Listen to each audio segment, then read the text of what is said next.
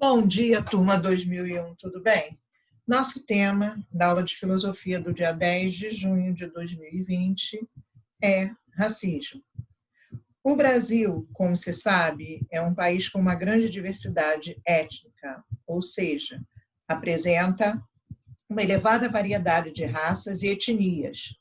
Nesse caso, o termo raça não é compreendido em seu sentido biológico, mas sim em seus aspectos socioculturais, de modo a diferenciar os grupos populacionais por características físicas externas, geralmente a cor e outros aspectos.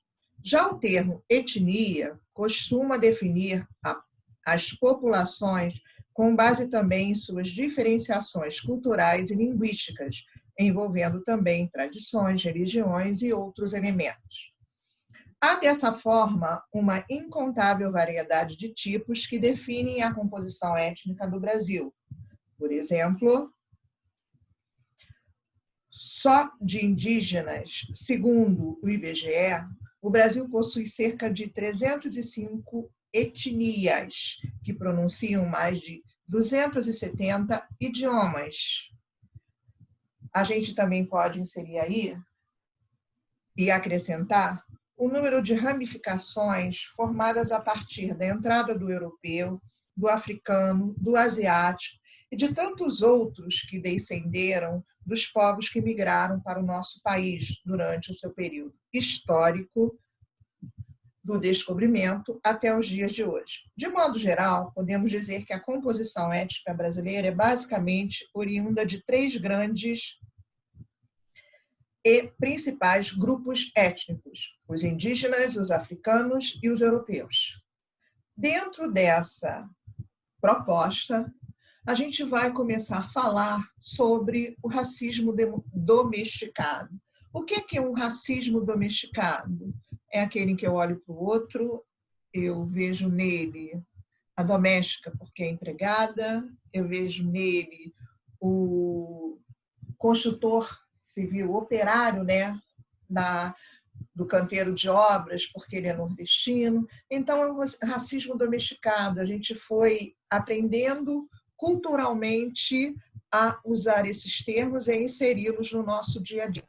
Mas a gente também pode parar e pensar nas formas de racismo. E quando a gente fala em formas de racismo, a gente vai falar numa definição mais ampla, a definição mundial, onde nós temos 4 formas de racismo.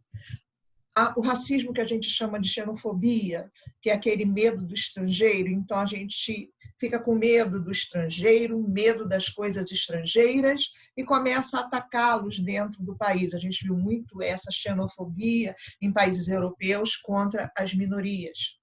A gente tem a outra forma de racismo que a gente vai chamar de discriminação.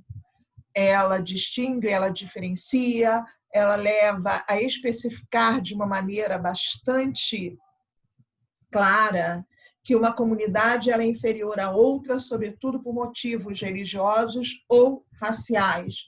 E aí a gente pode falar da época da descoberta da América, da colonização do continente africano, onde os europeus, por pertencerem à etnia branca, eles se consideravam superiores em termos raciais. O branco era mais inteligente que o negro, que o amarelo, que era o indígena, e também por questões religiosas, a religião europeia, e aí a gente não está falando de uma religião específica, mas das religiões europeias, elas eram muito mais importantes do que os cultos praticados por esses povos que viviam tanto na América quanto na África. A gente tem a terceira forma de racismo, que é o preconceito. Ela é um juízo preconcebido, que manifesta-se geralmente na forma de uma atitude discriminatória contra as pessoas ou lugares diferentes daqueles que consideramos nossos. As formas mais comuns de preconceito são o social, o racial e o sexual. O social, a gente vê a realidade aí através de um exemplo muito claro da pobreza e da riqueza, o discurso, né, feito pelas pessoas. A questão racial é a questão étnica do branco, do negro, do índio, do amarelo, do oriental. e a questão sexual, que são as diferentes escolhas de gênero que as pessoas vão assumindo hoje em dia. A gente tem a quarta forma de racismo, que a gente vai chamar de chauvinismo. Ele é aquele que todo tipo de opinião exacerbada, é tendenciosa ou agressiva, ela atua em favor de um país contra grupos ou contra ideias. E aí a gente tem que tomar cuidado, porque o chauvinismo ele gera agressões, ele gera lutas interraciais, ele leva também uma proposta de extermínio de grupos que são considerados inferiores. As origens do racismo. A gente vai falar, mas não vai encontrar essa origem do racismo. A gente não sabe dizer quando ele nasceu. O que a gente sabe dizer é que o racismo existe em todos os países e em todos os povos e que se torna uma matéria de estudo, porque toda vez que a gente vai caminhando pela história, a gente vai recontando a história, a gente percebe que o intenso aparecimento no homem dessa forma de discriminação contra o outro homem. Então, existem exemplos que marcaram a história. Se a gente for para a história norte-americana, a gente falar da Ku Klux Klan, a gente vai ver que ela foi formada logo após a Guerra de Secessão, logo após a libertação dos escravos por Abraham Lincoln, e a Ku Klux Klan ela persegue todos os negros nos Estados Unidos porque ela não aceita. Ela acha que a raça negra ela é inferior e ele justifica a matança, a perseguição em nome dessa ideologia de superioridade. A gente vai encontrar isso de novo, agora já no século XX, no período da Segunda Guerra Mundial, quando Hitler, ao desenvolver a proposta da ideologia nazista, ele começa a perseguir os judeus, o antissemitismo. E esse antissemitismo que perseguiu os judeus antes e durante a Segunda Guerra Mundial, ela vai levar a centenas e milhares de judeus mortos em campos de concentração e em campos de extermínio.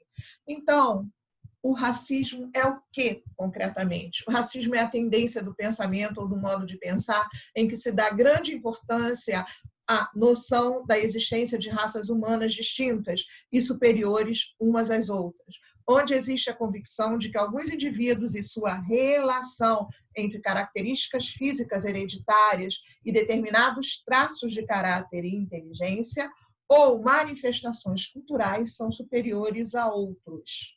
O racismo não é uma teoria científica, mas um conjunto de opiniões pré-concebidas, onde a principal função é valorizar as diferenças biológicas entre os seres humanos, em que alguns acreditam ser superiores aos outros de acordo com a sua matriz racial.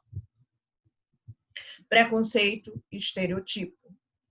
O preconceito ele vem daquilo que a gente vê como diferente, a gente vê aquilo como não aceito. Aqui a gente tem os meninos de blusa de listra azul e o menino de blusa amarela. Quem aí é o que está isolado? Quem aí é que serve como uma linha de preconceito para o grupo? O preconceito cega, e a gente tem que ter essa noção, o preconceito, a concepção de uma ideologia pré-conceituosa com relação ao outro, ela cega o nosso pensamento, ela cega a nossa visão do que é certo e do que é errado. Isso gerou, a partir de algumas décadas para cá, de movimentos de valorização de alguns grupos que sempre estiveram marginalizados ou perseguidos na sociedade. Isso gerou o que a gente chama de uma consciência negra. Brancos, amarelos, azuis, vermelhos, tá? Brancos, não importa a cor. Todos somos seres humanos, todos pertencemos ao mesmo grupo étnico e ao mesmo mundo.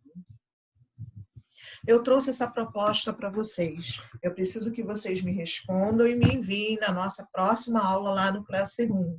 O que significa o termo consciência negra?